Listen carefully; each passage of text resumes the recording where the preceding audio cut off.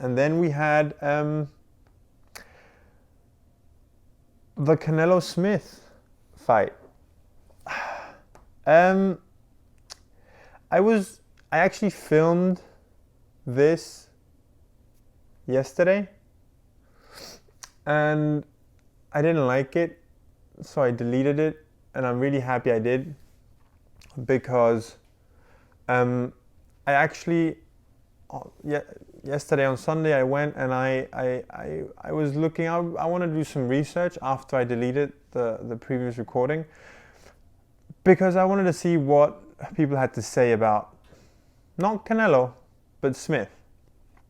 I wanted to see what his team had to say, what he had to say, what Teddy Atlas had to say, and what Andre Ward had to say. Those are my go-to for breakdowns and recaps. I think they do a great job at it. I mean, for me, those are the best, right? So I actually I thought after the fight on Saturday, I have to say, one thing I was really happy about is that they let Callum Smith finish his fight. Because although he was getting beaten up, which he was, he never seemed, he was never really hurt. A couple body shots where I saw it really, they stung him, but he was never really hurt, and his movement was crisp until the very end. He never actually, he wasn't throwing. Whenever he threw, even in the 12th round, when he threw, they were crisp shots. They were hard. They were still hard shots that, if they would have landed, you never know what might happen, right? So I was happy. And the reason why I say this is because Brian Kenny was saying he thought that Smith should be taken out to fight, and I was happy that you had Sergio Mora next to him and correcting him, and I believe that's something that lately, I mean last year, 2019 especially, was hard, because there was several boxers that passed away from fights from injuries sustained during fights. So I understand how referees are more cautious, and everyone is more cautious trying to protect the fighters, which is a great thing, obviously. But it's a fine line, right? I mean, we saw it on Saturday earlier with Brandon Lee, and a terrible stoppage where the referee just, stopped the fight because one guy was way better than the other. But he didn't stop the fight because the Linger was getting beaten up so badly. He just stopped the fight because he believed Linger couldn't win, But he was still throwing shots, he was still landing shots.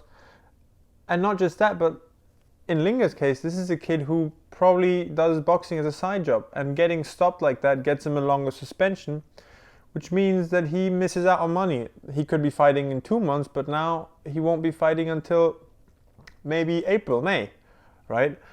And if he makes 4,000 or 5,000 every time he fights, 8,000, then I mean, it's not really fair either, right? So back to Smith. Smith absolutely deserved to finish that fight on his feet. He wasn't really hurt. He wasn't really, he wasn't falling into the ropes at all times. He was standing up. He was always in it mentally.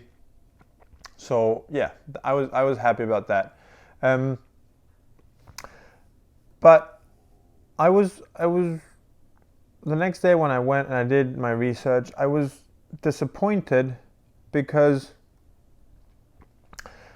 I heard Smith's team talk about the game plan. I heard Callum Smith, Joe Gallagher, and Paul Smith talk about it.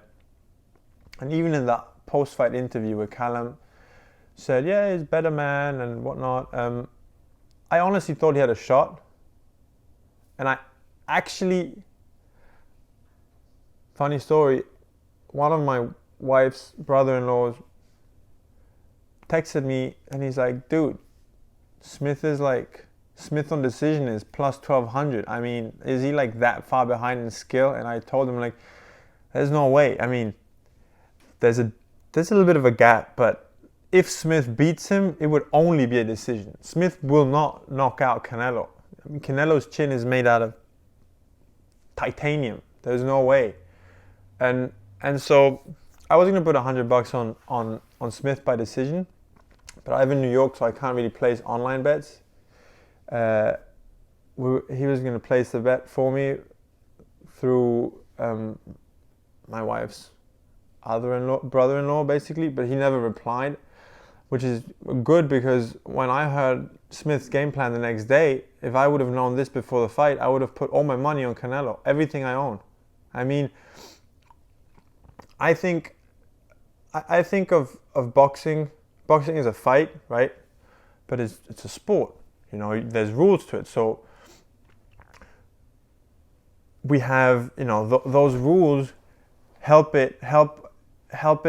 guys, you know, like Smith in this situation, who might not be as good as Canelo he might not be as good a fighter as Canelo. He might not be, you know, might not have the experience that Canelo has, but he did have the assets to beat him. He had the feet, he had the range, he had the jab, he had the left hook. He had what it takes to beat Canelo Alvarez over 12 rounds. And seeing the way he looked after that 12th round, other than his arm that was fucking horrible,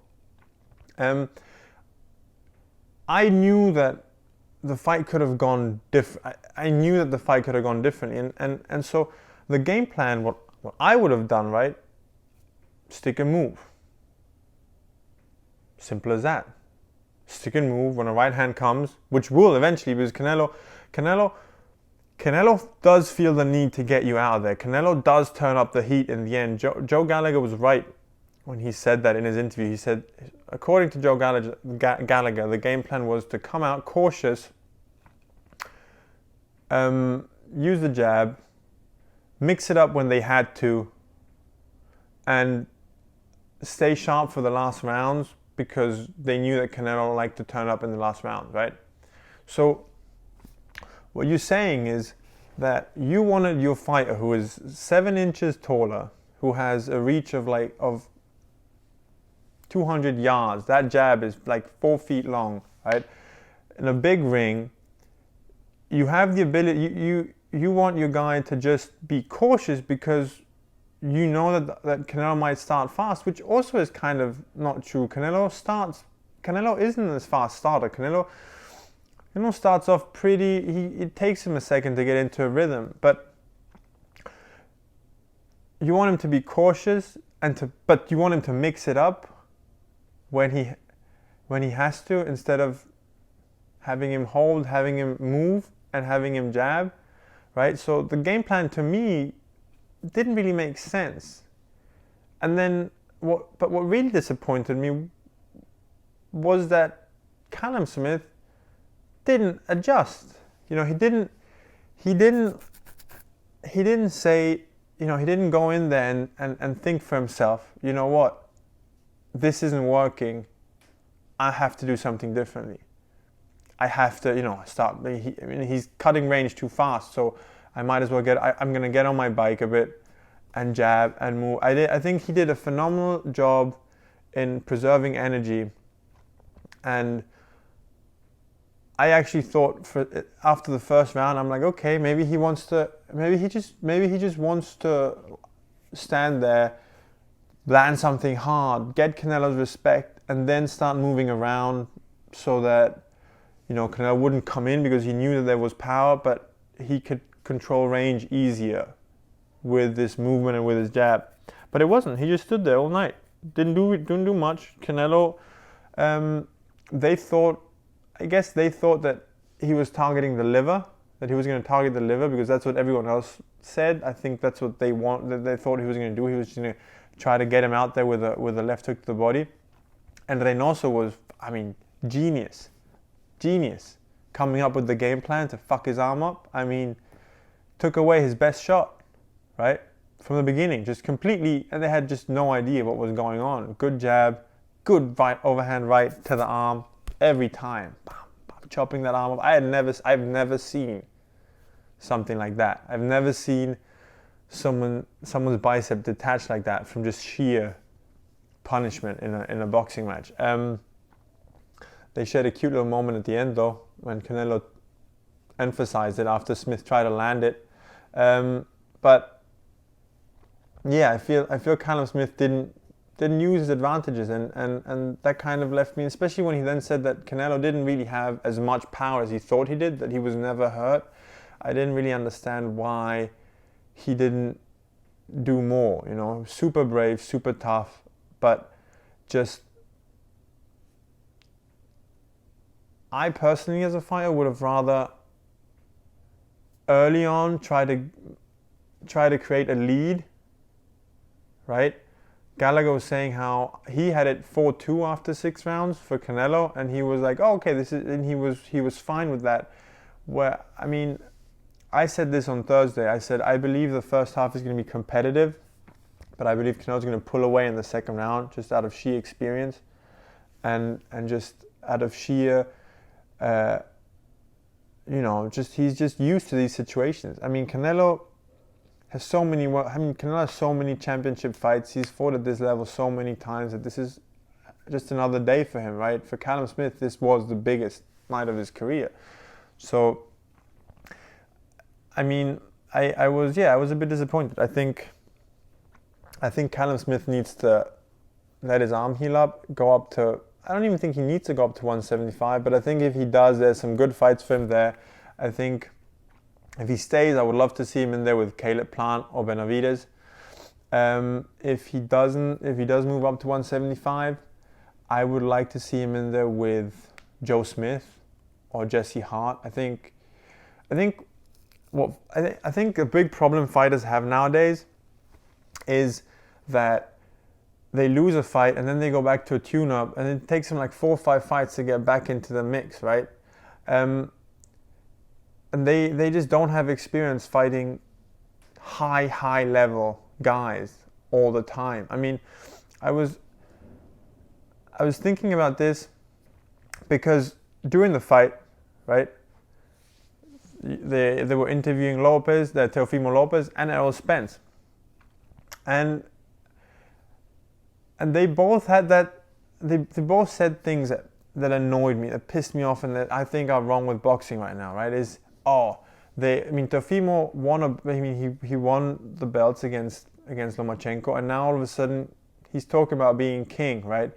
Errol Spence, same thing. He had 5-6. I mean, he fought 3 good guys, and now he's king. But they haven't fought the other guys that are there, and so you're fighting these lower level of position where you don't learn anything. I think that needs to change. I think Callum Smith doesn't need a tune-up fight. I think by the end of that fight, he had already seen, you know, you could see him loosening up at the end of the fight. He was dropping his hand, bouncing a little bit more, moving his head a little bit more. He was getting the groove, so you could see that he didn't figure Canelo out, but he was used to that. He got used to it by the end of it. When he got to the 10th, 11th round, he's like, okay, 2 more rounds to go, and do this.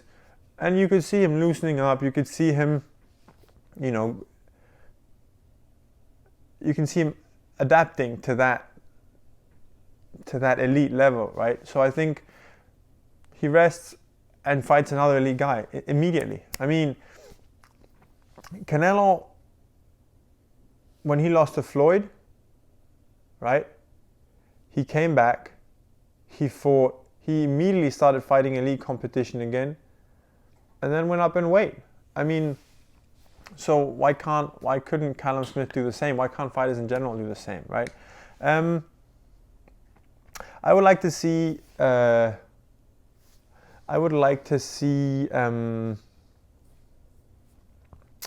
Smith, again, Joe Smith, Jesse Hart, maybe Lenin Castillo or Marcus Brown. Those would also be, I mean, great. Marcus Brown is a great fighter, and I think that would be a phenomenal fight with Callum Smith. On Canelo's side, he says he wants to unify 168. I don't think there should be another Triple G fight. I think I would like to see Caleb Plant next, give Billy Joe and Andre a chance to sort their issues out.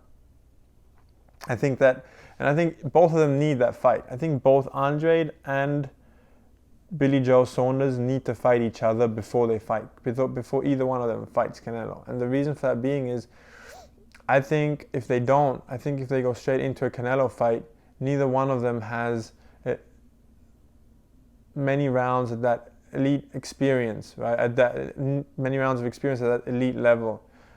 Like Canelo. I mean, Canelo has, at this point of his career, right, has had 18 world title fights against 18 different current or past world champions.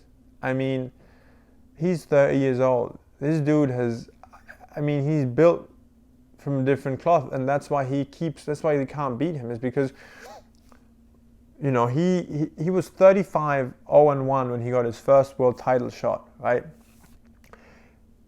In 14 months, in his first 14 months as a champion, he defended his belt 4 times, including an older Shane Mosley. And yes, he was an older Shane Mosley.